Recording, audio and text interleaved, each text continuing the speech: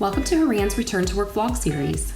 Join Shelly Hodges-Konis, Horan's Director of Compliance, each week for a 5-part series addressing best practices for employer return to work strategies.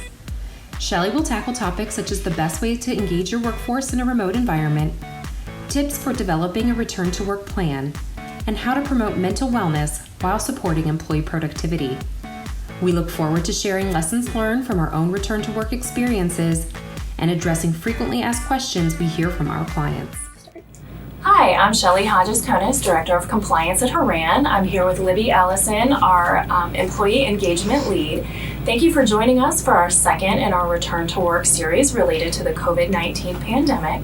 I think you heard us say last time that one of the things that we do internally here at Horan is lean on our culture, and that includes leaning on our 27 fundamentals. A couple of those that we'll highlight today are doing what's best for the client, being relentless about improvement, and making things fun, in addition to finding a way. But I brought Libby here because I think she brings us a unique perspective on some of the things she's done during this time. And one of those things and tools that she's used is Horan's podcast, Benefits What Like It's Hard. So Libby, can you talk a little bit about how we've had to change and adapt our podcast over this time? Yeah, so we started off the podcast, we were recording in person. So that was a big change for us to move to recording virtually. But we also had to make sure that our topics were still relevant. So we had a plan for what our topics were going to be over the last few months, and we had to change what that was going to be. So we did some topics on COVID, we did some topics on clinical trials that are happening for vaccines and treatments, some return to work podcasts, mental health, and then some financial wellness resources also as we all are trying to navigate this new normal. Right. I especially appreciated, I think, the mental health aspects of the COVID-19 pandemic and the effect on us as individuals and our clients and their workforces. I know one of the tools that I've used during the pandemic to communicate is our employee benefits compliance blog. I've even attempted to record some vlogs like this one, but I looked back and I realized over this period of time, in the last few weeks, I've posted more blog posts than I had in a few weeks than I have in a couple of years. So that just tells you how quickly things are changing, how important it is to get information in the hands of our clients. But one of the things I've tried to really do is to communicate compliance information in a way that's engaging and actionable, rather than just focus on the regulations themselves. Libby, something else you've done to help our clients through all of this is, I think, kind of revolutionize the way we not just engage our clients' employees, but how we navigate open enrollment during this time too. Tell us a little bit about that. Yeah, so historically, open enrollment has been so traditional. So it's been in person, it's been lots of paper that we hand out, in-person presentations, those types of things. And we had to flip the script when COVID came because we can't be in person. So we created virtual resources that are easily accessed and read online.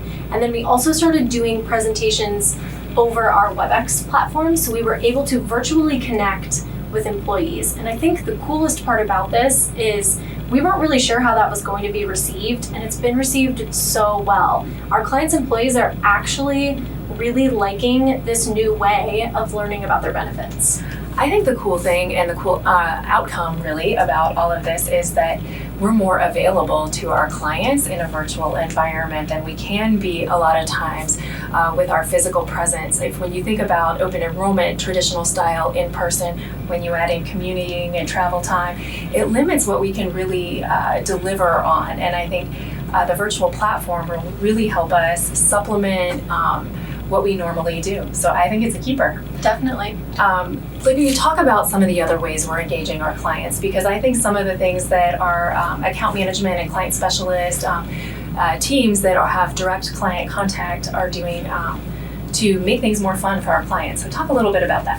Yeah, so we are a very client-facing business. So we've relied on being able to meet people in person, and we had to change. I mean, obviously that had to change for everyone. So we've started finding ways to add in personal touches, even to our emails, calling our clients. And one of the things that I think we've been doing through email is just making sure that they understand that we're in the same boat as them. We're all working from home for the most part. And we have new coworkers, we have new people around us, it's a new environment. So we're just making sure that we're sending pictures of our dogs, our kids, things like that, to keep things fun and also let them know that we're in the same boat as them. Yeah, I think that's really great. And it really is personal, and it really kind of normalizes some of the things that happen when you're working at home. I have 4 children and they're all boys, and so it is unusual that I can actually hold a meeting without one of them interrupting. So when we share that information and we keep it real with our clients, that we make their situation, I think, okay as well. Yeah. So thank you for joining us for this Return to Work vlog series. Communicate in a way that's fun and personal. Use the resources you already have to keep your business going, and don't be afraid to change the way you do things normally, because sometimes change is really great. Thank you.